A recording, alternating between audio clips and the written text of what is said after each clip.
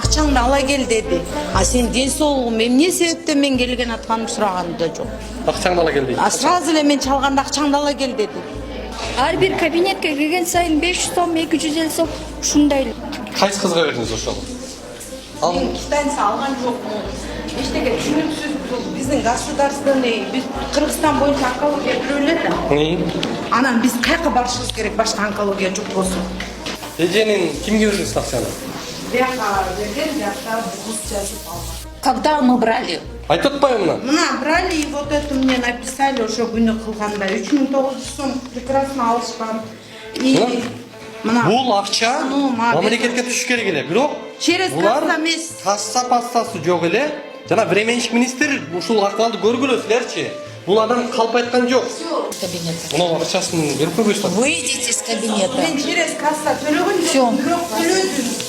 Бирок менде частный больницадан ашып кетти, бияка келген акчамчы уже. Эже только что была на приеме. Да.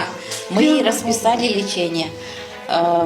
Выйдите, мы с ней. Каждый келген аялдан 3900 сом алып. Сиз эмне кыласыз? Выйдите, сыйдите, эмне кыласыз? Ай, Могул койчу дейм. я имею право. Бир күндө мен турганда эле бир кап айтпайын 30 аял жөн эле прижигание кылдырып кетет экен. 3900дөн 30 аялды көбөйтүп көр, 117 000 сом. Еще приемго 250 сомдон алганда 10 000 сом. Бир күндө 127 000 сом. 47 000 сурачак менде. Операцияга кайсы жактан сурап атат? Гинекология. Кассанын өзүнүн процедурасы бар. Кайсы жерде болуш керек? Сиз бул жерден акча алып, пациент менен анализ кылбашыңыз керек. Ооба, кылбашым керек. Мына мына эже акчаны алат экен. Эмне кыласыздар эми? Бул кассага түшүрбөй ким бул? Кассадан Чоң апасынын жок төрүбү бул жер. Жок дейт. Эми зайын жазыңыз, биз тештирип көрөлү.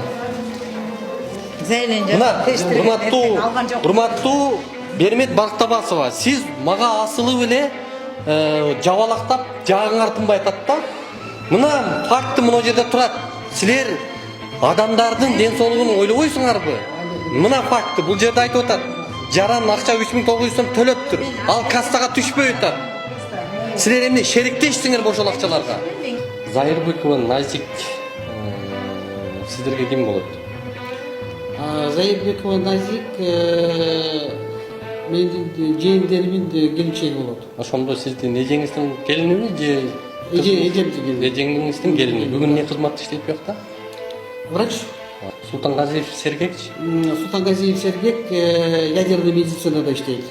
Тоже я его принимала көп жылдан бери. Сиздин неңиз бул? Бул жээндерим болот. Бейшенова. Канча сом турат сиздерден? Каратору здоровье аял экен 40 000 сом сурады. Сиз ошого так жооп алгыңыз келип атат. Эмне үчүн кымбат? Эмне негиздемеге таянып ал онкологиялык оорулууларга бааны ким койгон чалыктуу? Атайын специализированный учреждениянын каттары. Оор турмушта жашаган адам бул онкологияга келбеш керек экен. Келсе акчасы менен келиш керек экен, болбосо өлүш керек экен да. Сиз карап койбойсузбу эже? Сиз директор турбайсызбы?